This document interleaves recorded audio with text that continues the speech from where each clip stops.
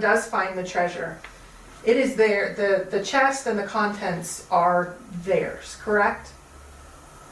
They will own that treasure. I said in my poem, I'd give you title to the gold. Okay. But there are a lot of subchapter S's to that rule too. But I don't want to go there. Okay. What recommendation do you give to the finder? Do you think they should be public? Do you think they should remain anonymous? I've said several times that if you find that treasure chest, put it under your bed and leave it there for 30 days without doing anything. There's a lot that you need to think about. And there are a lot of things. I've spent a lot of time thinking about that. I spent $5,000 with an attorney researching what happens if it's found on private property, Indian land, government land being Bureau of Reclamation, Corps of Engineers, BLM, National Park Service, Forest Service. There's 20 of those things, and every one of them has a different rule. So it's not that easy, but it's certainly doable. And that's why I say put it under your bed and leave it for 30 days, because you need to think about every one of those things. Now, when you have thought about that, there has been a lot of media recently of transitions of land from, let's say, BLM to a different type of land.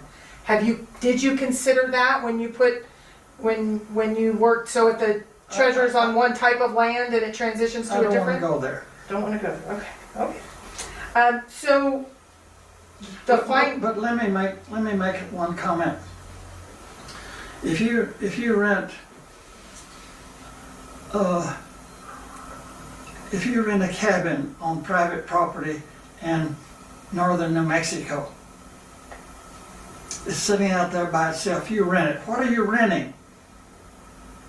You're renting a place to sleep. But are you renting the backyard? Are you renting the front yard? Can you use the barbecue pit out there? And if you can use those things, then that's your property, isn't it, for 24 hours? You see where this can go? Clues that other people don't have. Well, I don't know that it has any. But I'm going to say this, that in what Forrest just said now, sitting in that chair, I believe a very significant clue was said. But I'm not going to say what it is. Thank you. okay. And this is Let's something add a little new. mystery to this. Something new. What is the one thing all searchers are missing? You said there's one thing. I don't.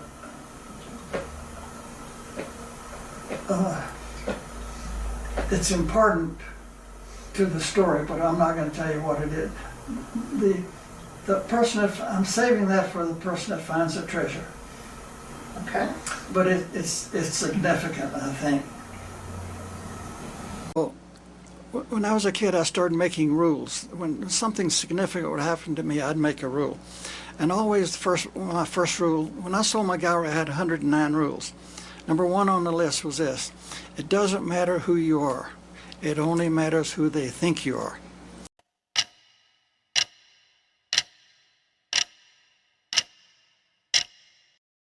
All religions today have fetishes. They don't call them that, but that's what they are. And it's important that we believe.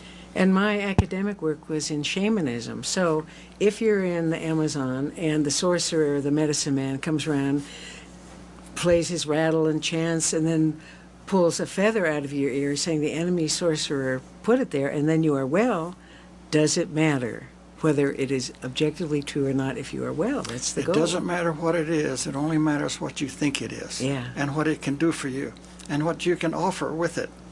Very important.